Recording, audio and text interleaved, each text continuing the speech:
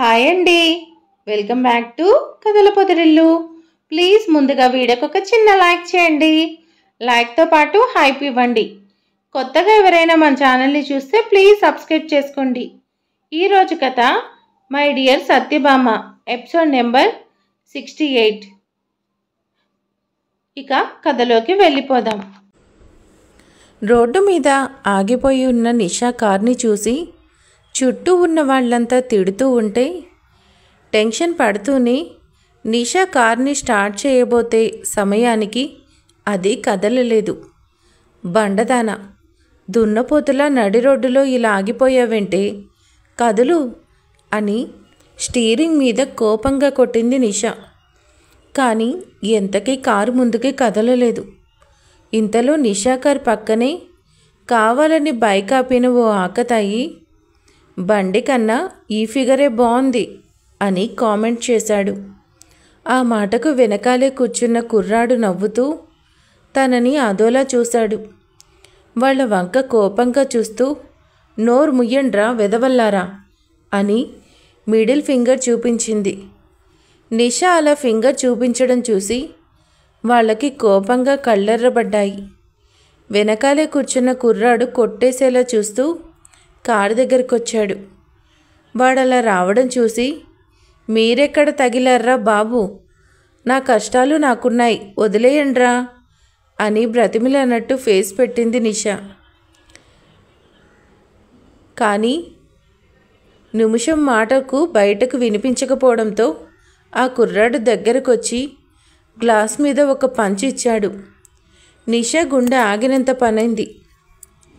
లోపల నుండి టెన్షన్ తన్నుకొస్తుంటే గజగజ వణికింది నిషా. అసభ్యంగా తిడుతూ బయటికి రమ్మని గోల పెడుతున్నాడు ఆ కుర్రాడు. అరే వదిలేరా బాబు, ఏదో టెన్షన్లో అనేశాను అని బ్రతిమాలే ప్రయత్నం చేసింది నిషా. కానీ ఆ కుర్రాడు గ్లాస్ మీద పిడిగుద్దులు గుద్దుతూనే ఉన్నాడు. కాసేపైతే కార్ అద్దం పగిలిపోయేదే. సరిగ్గా అప్పుడే కార్ స్టార్ట్ అవ్వడంతో ఊపిరి పీల్చుకుంది నిషా. క్షణం ఆలస్యం చేయకుండా కార్ని ముందుకు ఉరికించింది. బ్రతికిపోయాన్రా బాబు, ఏంటో పొద్దున్నుంచి ఈ గోల అని విసుక్కుంటూ కార్ నడుపుతుంది. ఆ కుర్రాళ్ళ నుంచి తప్పించుకునే కంగారులో సిద్ధార్థ్ కారు మీద కన్నేయడం మర్చిపోయింది. వందల వాహనాల్లో ఏది ఏ వాహనమో తెలియట్లేదు. దాంతో అతన్ని ఫాలో చేయలేకపోయింది. ఎంత వేగంగా వెళ్ళినా అతని కార్ జాడ కనిపించలేదు. అబ్బా, సిద్ధార్థిని ఆపకపోతే నా కొంపలు ఆరిపోతాయి, ఎలాగైనా ఆపాలి అన్న ఆలోచన మది నిండా అప్పుడే అభినవ్కి యాక్సిడెంట్ అవ్వడం, అతను కూడా సిటీలోనే పెద్ద హాస్పిటల్లో ఉన్న విషయం గుర్తొచ్చింది. అవును, అభినవ్కి యాక్సిడెంట్ అయ్యిందంటే ఆ నంగనాచి భార్గవి కూడా అక్కడే ఉంటుంది. వాడికి సేవలు చేయడం కోసమే వైజాగ్ వచ్చుంటుంది. కరెక్ట్ ఇన్ఫర్మేషన్ దొరికితే సిద్ధార్థ్ అక్కడికే వెళ్తాడు. అది జరగకూడదు, వాళ్ళు కలవకూడదు అని అనుకొని కార్ని మళ్ళీ పరుగులు పెట్టించింది. వీళ్ల గోల ఇలా ఉంటే రోజులాగానే అభినవ్కి సపోర్ట్గా హాస్పిటల్లోనే నిద్రపోయిన భార్గవి ఇవాళ మాత్రం నిద్రలేచేసరికి కాస్త ఆలస్యమైంది. అయ్యో, ఇవాళ ఏంటి ఇంత లేట్ అయింది? మళ్ళీ అభి లేచేలోపు అతని కోసం సూప్ ఇంకా ఫుడ్ తీసుకురావాలి. అంతకంటే ముందు నేను వెళ్ళి ఫ్రెష్ అవ్వాలి అనుకుంటూ లేచి అభినవ్ వైపు ఒకసారి చూసింది భార్గవి. అతను మెడిసిన్స్ ఎఫెక్ట్ వల్ల గాఢ నిద్రలో ఉన్నాడు. డాక్టర్స్ వచ్చేలోపు అభిని రెడీ చేసి ఏదైనా తినిపించేయాలి అంటే ఇప్పుడు నేను అర్జెంటుగా వెళ్ళాలి అనుకొని ఫాస్ట్గా శాంతి ఉన్న హోటల్కి వెళ్ళిపోయింది భార్గవి. అప్పటికే అన్నీ ప్రిపేర్ చేసి పెట్టిన శాంతి భార్గవి వైపు కంగారుగా చూస్తూ ఏమైంది భార్గవి, ఎందుకు ఆలస్యమైంది అని అడిగింది. రాత్రి వైష్ణవి అత్తయ్య కోమాలో నుండి బయటకు వచ్చారని తెలిసింది. సో అత్తయ్యని చూడ్డానికి పర్మిషన్ దొరికి లోపలికి వెళ్ళి వచ్చేటప్పటికి బాగా ఆలస్యమైంది. నిద్రపోవడం కూడా ఆలస్యమైంది, అందుకే ఉదయం మెలకువ త్వరగా రాలేదు అని పెద్ద ఎక్స్ప్లెనేషన్ ఇచ్చింది భార్గవి. వైష్ణవి గారు కోలుకున్నారా? నిజంగానా? ఇప్పుడు వెళ్ళి చూడొచ్చా అని ఆతృతగా అడిగింది శాంతి. ఇంకా అత్తయ్య కళ్ళు తెరిచి చూడట్లేదు ఆంటీ. సరే ఆంటీ, నేను వెళ్ళాక పొజిషన్ చూసి మీకు కాల్ చేస్తాను, అప్పుడు రావచ్చు. నేనిప్పుడు కీర్తి వాళ్ళని కలవలేను, ఆఫ్టర్నూన్ వచ్చినప్పుడు కలుస్తాను అని ఒకసారి మీరే చెప్పేయండి అని మాట్లాడుతూనే వెళ్ళిపోయింది భార్గవి. బయటకు రాగానే కూడా ఏదీ హడావిడిగా ఏదో తినేసి అభినవ్ కోసం కావలసినవి తీసుకొని మళ్ళీ హాస్పిటల్ వైపు పరుగు తీసింది.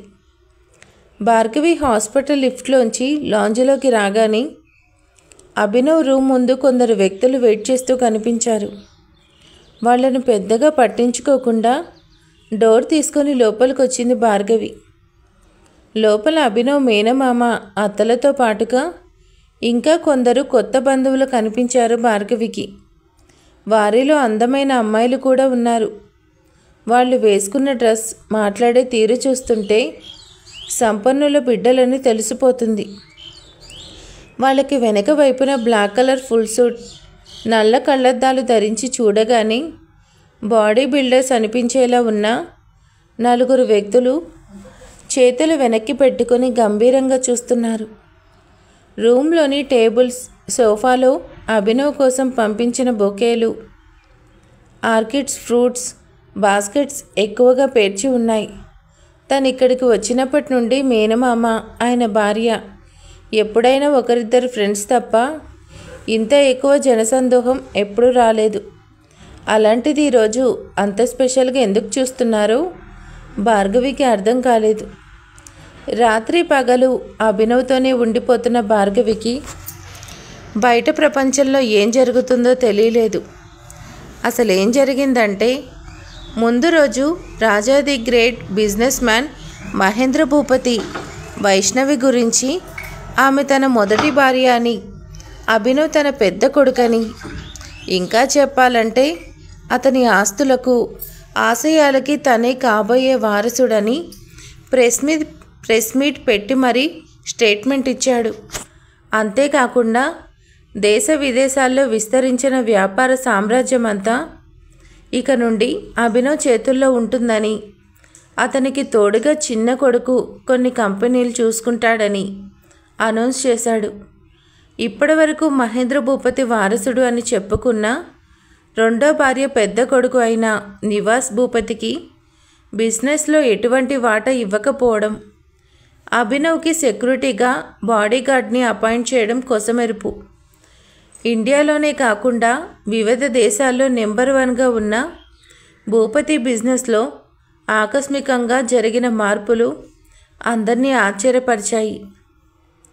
ఆ వార్త బయటకు వచ్చిన క్షణాలు, నిమిషాల్లోనే అభినవ్ మోస్ట్ ఎలిజిబుల్ బ్యాచిలర్ కావడంతో అతను త్వరగా కోలుకోవాలని విష్ చేస్తూ కొందరు బొకేలు పంపించగా, మహేంద్ర భూపతితో క్లోజ్ ఫ్రెండ్షిప్ ఉన్న మరికొందరు అతన్ని కలవడానికి తమ కూతుళ్లతో సహా వచ్చేశారు. అభినవ్ని ఇంప్రెస్ చేస్తే భూపతి ఫ్యామిలీతో రిలేషన్ కలుస్తుంది అనేది వాళ్ళ మాస్టర్ ప్లాన్. అల్ట్రా మోడర్న్ గర్ల్స్లా స్టైలిష్గా ఉన్న ఆ అమ్మాయిలు అభినవ్ని ఇంప్రెస్ చేసే పనిలో భాగంగా మాటల్లోకి దింపబోయారు. బట్ అభినవ్ చాలా నార్మల్గా ఆన్సర్ ఇస్తున్నాడు. వాళ్ళలోని ఒక అమ్మాయి ఒక స్టెప్ ముందుకు వేసి అభినవ్ చేతిని పట్టుకొని, గెట్ విల్ సూన్ అభినవ్, నువ్వు డిశ్చార్జ్ అయ్యాక మనం ఒకసారి డిన్నర్కి మీట్ అవుదాం అని చెప్పింది. అభినవ్ తన చేతిని విసిరుగా వెనక్కి లాక్కొని, not interested, you can go now అని కొట్టినట్టు విసుగ్గా చెప్పాడు. అభినవ్ వాళ్ళ అందరి ముందు తన ప్రపోజల్ రిజెక్ట్ చేయడంతో ఆ అమ్మాయి ముఖం పాలిపోయింది.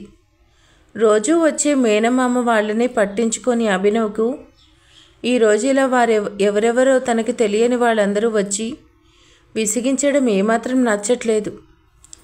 అందరి మీద గట్టిగా అరిచేసి పంపించాలన్నంత కోపంగా ఉన్నాడు. రోజు ఈ టైంకి వచ్చేసే భార్గవి ఇంకా రాలేదేంటా అని ఆతృతగా డోర్ వైపే చూడసాగాడు అభినవ్. భార్గవి డోర్ తీసుకుని లోపలికి రావడంతో అభినవ్ ఫేస్లో ఒక్కసారిగా బ్రైట్నెస్ వచ్చేసింది. లోపల ఏం జరుగుతుందో అర్థం కాని భార్గవి వచ్చిన వాళ్ళంతా అభినవ్ ఫ్యామిలీ కాబోలు అనుకొని బెరుకుగా చూస్తూ ఉండిపోయింది. భార్గవిని చూసిన సంతోషం అభినవ్ ఫేస్లో క్లియర్గా కనిపిస్తుంది. దగ్గరికి రమ్మని కళ్ళతోనే పిలిచాడు అభినవ్. బట్ రోజులానే భార్గవి నో అని తలని అడ్డంగా ఊపింది. అభినవ్ అవేం పట్టించుకోకుండా భార్గవి కమ్ హియర్ అని కమాండింగ్గా పిలిచాడు. అభినవ్ అలా ఎందుకు చేస్తున్నాడో అర్థం కాకపోయినా నెమ్మదిగా దగ్గరికి వెళ్ళింది భార్గవి. తనకు అడుగు దూరంలో ఆగిపోయిన భార్గవి చేపట్టుకొని చొరవగా బెడ్ మీద కూర్చోపెట్టాడు అభినవ్. ఆ స్టెప్ ఊహించని భార్గవి షాక్ అయింది. మిగిలిన వారిది కూడా సేమ్ సిచ్యువేషన్. అభినవ్ భార్గవి చేతిని మెత్తగా పట్టుకుని, ఈరోజు రావడానికి లేట్ అయిందేంటి స్వీట్ హార్ట్? నిన్ను ఎంత మిస్ అయ్యానో తెలుసా? నువ్వు లేకపోతే పిచ్చెక్కిపోతుంది. థ్యాంక్ గాడ్ నువ్వు ఇప్పటికైనా వచ్చావు అని ప్రేమగా చెప్పాడు. అభినవ్ మాటలు తనకు అర్థమైనా చుట్టూ ఉన్నవాళ్ళు తమనే చూస్తున్నారని ఇబ్బందిగా ఫీల్ అయింది భార్గవి. అభి ప్లీజ్ ఎందుకు ఇలా చేస్తున్నావు? నీ మాటలకి మీ వాళ్ళు ఎంత ఫీల్ అవుతారో అర్థం కావట్లేదా? వాళ్ళని కాదని నువ్వు నాకు మాత్రమే ఇంపార్టెన్స్ ఇవ్వడం ఏంటి?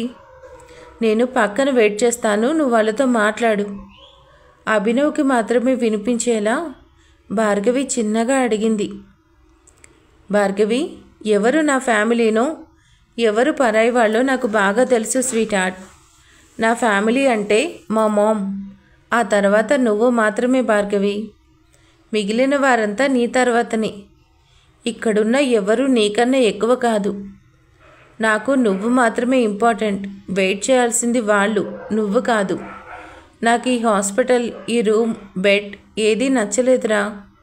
త్వరగా డిశ్చార్జ్ అయిపోయి మనమిద్దరం లాంగ్ డ్రైవ్కి వెళ్దాం. అవును, లాంగ్ డ్రైవ్ నీకు ఓకేనా, లేక వేరే ప్లాన్ చేద్దామా అని అందరికీ వినిపించేలా స్పష్టంగా భార్గవితో మాటల్లో పడ్డాడు అభినవ్.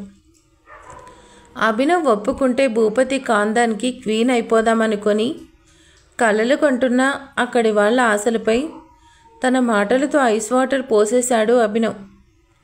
భార్గవి అభినవ్కి ఎంత ఇంపార్టెంట్ అనేది ఒక క్లారిటీ రావడంతో ఏం చేయాలో తెలియక సైలెంట్గా ఉండిపోయారు Abhinav, uncle and co. Abhinav మాటల్లో అతని ఉద్దేశం అర్థం కావడంతో చేసేదేం లేక సైలెంట్గా చూసింది భార్గవి. చుడీదార్లో ఎటువంటి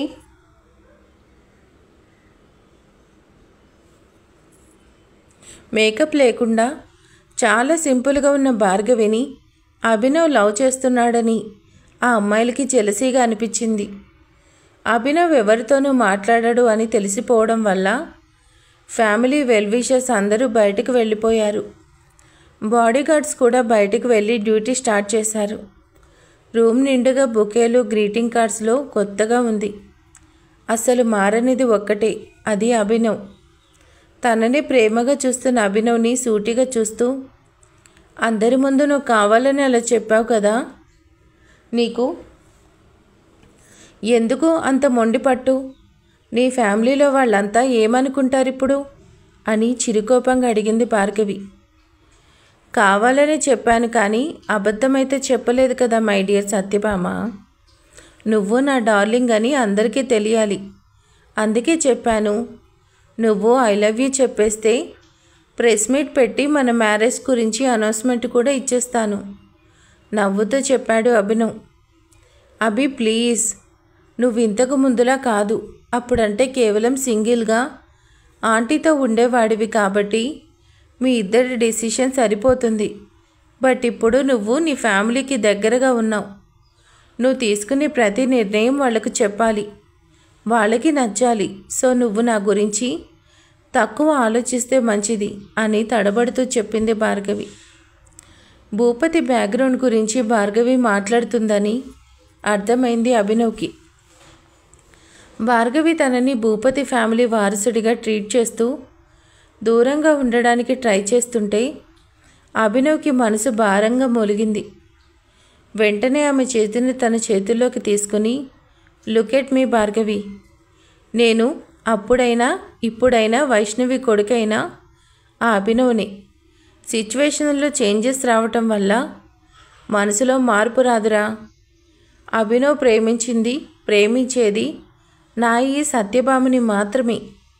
నువ్వు రాకముందు నా చుట్టూ ఎందరున్నా నేనెప్పుడూ ఒంటరినే.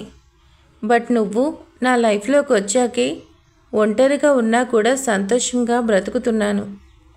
నువ్వు నాకు దూరమైన 8 సంవత్సరాలు కూడా నీ జ్ఞాపకాలు తప్ప నాకు ఇంకేమీ తోడు లేవు. నువ్వు నా లైఫ్, నా సోల్, నా లక్కీ చార్మివిరా. ఆఫ్టర్ ఆల్ స్టేటస్ కోసం నేను వదులుకోలేను. అర్థమైందా? ఇంకెప్పుడు ఇలా మాట్లాడుకోకేనా అని శుతిమెత్తగా మందలించాడు అభినవ్. అభినవ్ ప్రేమకు పరవశించిన భార్గవి మాటలు రానట్టు అభినవ్ కళ్ళలోకే చూస్తుంది. భార్గవి ఫీలింగ్స్ అర్థమైనట్టు అభినవ్ కళ్ళల్లో మెరుపు రాక భార్గవి నడుము చుట్టూ చెయ్యి వేసి దగ్గరికి తీసుకోబోయాడు అభినవ్. అభినవ్ కదలికలను గమనించిన భార్గవి అతని చేతి మీద చట్టుమని చిన్నగా కొట్టింది. పోనీలే అని హెల్ప్ చేస్తుంటే పిచ్చి పిచ్చి వేషాలు వేస్తున్నావు. ఎక్కువ చేశావు. నిన్నిక్కడే వదిలేసి నేను తిరిగి బెంగళూరు వెళ్ళిపోతాను. జాగ్రత్త అని చిరుకోపంగా వేలు చూపిస్తే బెదిరించింది భార్గవి. రాక్షసి, ఏదో పిల్లాడు సరదా పడుతున్నాడని ప్రేమగా ఓ ముద్దివ్వడమో హగ్గివ్వడమో ఉందా? అబ్బే, ఎప్పుడు చూడు కారాలు మిరియాలు నూరుతుంటావు. నిన్నెప్పుడు మార్చాలి? ఎప్పుడు పెళ్లి చేసుకోవాలి? డ్రామాటిక్గా వాపోతున్న అభినవ్ మాట్లాడుతుండగానే స్పూన్తో సూప్ పట్టించింది భార్గవి. భార్గవి హాస్పిటల్లో ఉందనగానే ముందు వెనక చూడకుండా పరుగున బయటకొచ్చిన సిద్ధార్థ్కి అసలు ఆమె ఏ హాస్పిటల్లో ఉందనేది మాత్రం తెలీదు. కార్ స్టార్ట్ చేసి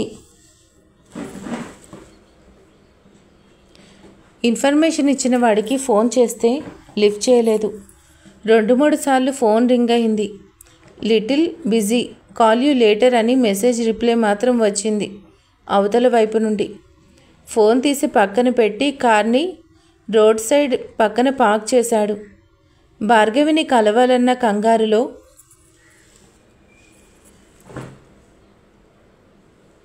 సిగరెట్లు కూడా మర్చిపోయి వచ్చాడు సిద్ధార్థ్. లక్కీగా కారులో ఒకే ఒక్క సిగరెట్ ఉండడంతో అది తీసి వెలిగించి ఫోన్ స్క్రోల్ చేశాడు. అప్పుడే ఫేస్బుక్లో ఎవరో అభినవ్ గురించి పోస్ట్ చేశారు. అభినవ్కి పొగుడుతూ ఉన్న పోస్ట్లో యాక్సిడెంట్ అయిన విషయం, ఏ హాస్పిటల్లో ఉన్నాడనే వివరాలున్నాయి. వీడి గురించి నేను చదవాలా అనిపించినప్పటికీ భార్గవి గురించి ఏమైనా ఇన్ఫర్మేషన్ దొరుకుతుందేమో అనే ఆలోచనతో అయిష్టంగానే ఆర్టికల్ చదువుతూ లాస్ట్ పారాకు వచ్చేసరికి సిద్ధార్థ్ కళ్ళు పెద్దవైసాగాయి. అభినవ్ మరెవరో కాదు, great business man Mahendra Bhupathi కుమారుడు అని రాసింది. ఆ విషయం తెలియగానే వాట్, అభినవ్ మహేంద్ర భూపతికి వారసుడా అని షాక్ అవుతూ ఫోటోలన్నీ వెతికాడు. గూగుల్లో కూడా అభినవ్ గురించి సెర్చ్ చేసి చదివాడు. అభినవ్ ది గ్రేట్ మహేంద్ర భూపతికి వారసుడా? మళ్ళీ అనుకున్నాడు సిద్ధార్థ్. ముఖానికి చెమట్లు పట్టడంతో కర్చీఫ్తో తుడుచుకొని కాసేపటికి టెన్షన్ తగ్గించుకున్నాడు. అభినవ్ ఇక్కడే ఉన్నాడంటే ఇప్పుడు నా భార్గవి కూడా ఇక్కడే ఉంటుంది అనే ఆలోచన మదిలో మెదిలింది. ఆ ఆలోచన రాగానే అప్పటిదాకా పడిన టెన్షన్ అంతా పోయింది. భార్గవిని దక్కించుకోవాలనే ఆశ కసి పెరిగింది. వస్తున్న భార్గవి, నీకోసమే వస్తున్నా. ఇంకెన్నాళ్ళు దాక్కుంటావు నా నుంచి? ఈసారి తప్పించుకోలేవు అని కారు మళ్ళీ స్టార్ట్ చేసి అభినవ్ ట్రీట్మెంట్ తీసుకుంటున్న హాస్పిటల్కి వేగంగా బయలుదేరాడు. నిషా ఒక అరగంట పాటు సిద్ధార్థ్ కారు కోసం రోడ్లన్నీ వెతికింది. అతడి కారు కనిపించకపోయేసరికి ఆమె కూడా నేరుగా అభినవ్ ఉన్న హాస్పిటల్కే వెళ్ళింది. కార్ని పార్క్ చేస్తుండగా అక్కడే సిద్ధార్థ్ కారు కూడా పార్క్ చేసి ఉండడం చూసి ప్రాణాలు పోయినట్టు ఫీల్ అయింది నిషా. ఒసే నిషా, త్వరగా పదవే, నీ సిద్ధార్థిని దక్కించుకో. ఈసారి మిస్ అయితే ఇక అంతే. అసలే ఇప్పటికీ నువ్వు చేసిన పనులన్నీ సిద్ధార్థకి తెలిస్తే ఇక నీ ప్లాన్ అట్టర్ ఫ్లాప్ అయినట్టే. నువ్వు కోరుకున్నది దక్కించుకుని ఎవరినైనా నీ మొగుడిని నీ కొంగు దాటి పోనివ్వకు అని తనకు తానే చెప్పుకుంటూ లోపలికి వెళ్ళింది నిషా. ఫస్ట్ వెయిటింగ్ రూమ్లో చూసింది. చాలా బిజీగా ఉంది ఆ ప్లేస్.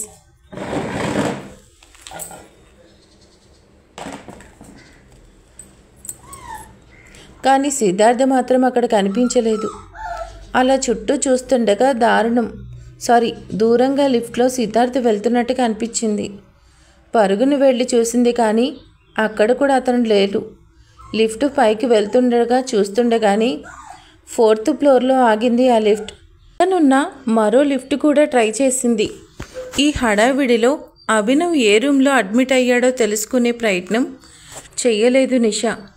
సిద్ధార్థిని ఆపాలని బలంగా అనుకున్న ఆమెకు ఎంతకీ ఆ లిఫ్ట్ కిందకి రాకపోవడంతో మెట్లకి రొప్పుతూ 4th ఫ్లోర్ చేరుకుంది. అక్కడ సిద్ధార్థ్ కోసం వెతకడం మొదలుపెట్టింది. మొదటి రూమ్ నుండి చివరి దాకా రూమ్లన్నీ వెతుక్కుంటూ వచ్చింది. ఎక్కడా సిద్ధార్థ్ కానీ అభినవ్, భార్గవి కానీ ఎవరూ కనిపించలేదు. అన్నీ వెతికాక ఇక మిగిలింది ఒక చివరకు ఉన్న ఒకే ఒక రూమ్. మూలన ఉన్న రూమ్ దగ్గరికి వెళ్తూ, ఒసే భార్గవి, నిన్నటి నుండి నాకు నిద్ర లేకుండా చేశావు కదే, ఇవాళ నీ భరతం పడతా అనుకుంటూ ఆ రూమ్ వైపు వెళ్ళింది. ఈ ఫ్లోర్లో మిగిలింది ఇదొక్కటే రూమ్. ఇక్కడ కనుక వాళ్ళు లేకపోతే మళ్ళీ ఎదురుగా ఉన్న మరో బిల్డింగ్లోకి వెళ్ళి వెతకాలి. అప్పటికే తిరిగి బాగా అలసిపోయింది నిషా. భార్గవి కోసం వెతుకుతూ ముందు వెనక ఆలోచించకుండా ఆ రూమ్లో అడుగుపెట్టిన నిషా 4 అడుగులు వేయగానే కెవ్వుమని అరిచింది. ఆమె భార్గవిని, సిద్ధార్థిని కలవనివ్వద్దనే ప్రయత్నంలో ఆసుపత్రిలో మూలన ఈ మార్చిరి రూమ్కి చిక్కుకుపోయింది. ఆ విషయం అందులో అడుగుపెట్టిన 10 నిమిషాలకు కానీ అర్థం కాలేదు. అర్థమైన మరుక్షణం కేక పెట్టింది. భయంతో వెనక్కి పరిగెత్తపోయింది. ఇంతలో ఎవరో బయట నుంచి తలుపేసి గడియ పెట్టినట్టుగా ఆటోమేటిక్గా తలుపు మూసుకుపోయింది. నిషాకి గుండాగినంత పనయింది. ఎంత ట్రై చేసినా డోర్ తెరుచుకోలేదు. వెనక్కి తిరిగి చూసేసరికి దాదాపు 30 డెడ్ బాడీల మీద తెల్లగుడ్డలు కప్పున్నాయి. వామ్మో, ఏంట్రా నాయనా ఇది, ఇంత భయంకరంగా ఉంది. ఇది ఆసుపత్రినా లేక శవాల కొంపనా? ఇన్ని శవాలున్నాయేంరా అని వణికింది నిషా. ఇంతలో మినుకుమని వెలుగుతున్న లైట్లు ఒక్కసారిగా ఆఫ్ అయ్యి మార్చిరీ గదంతా చిమ్మ చీకటి కమ్ముకుంది. అసలే నిషాకి దెయ్యాలు భూతాలంటే భయం. అలాంటిది మార్చిరీలో చిక్కుకునేసరికి ఏం చేయాలో అర్థం కావట్లేదు.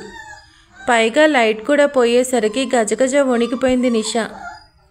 పైగా మార్చిరీ కావడంతో భయంకరమైన చలి. రేయ్, ఎవర్రా గడియ పెట్టింది, తీయండ్రా రేయ్.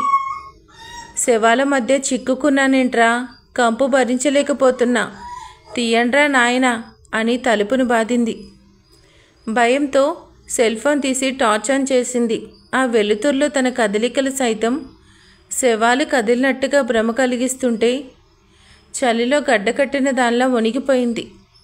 అదే టైంలో పక్కనే ఉన్న అస్థిపంజరం బొమ్మ ఊగేసరికి గుండె జారిపోయింది. ఒక్కో అడుగు వేస్తూ మళ్ళీ తలుపు దగ్గరకు వచ్చింది. బలవంతంగా తెరుస్తుంటే శవాలొచ్చి మీద పడ్డట్టు అనిపించింది. ఆ ఊహకి వణికి పుట్టినట్టు నో నో అని అరుస్తూ తలుపుని దబాదబా బాదింది. అప్పుడే సడన్గా డోర్ తెరుచుకునేసరికి ఒక్క అడుగులో టక్కున బయటికి దూకింది. ప్రాణాలు దక్కితే చాలు, భార్గవి సిద్ధార్థులను తర్వాత ఎలాగైనా విడగొట్టచ్చు అనుకుంది. గబగబా కిందకొచ్చి కార్ స్టార్ట్ చేసి హాస్పిటల్ నుండి బయటపడింది.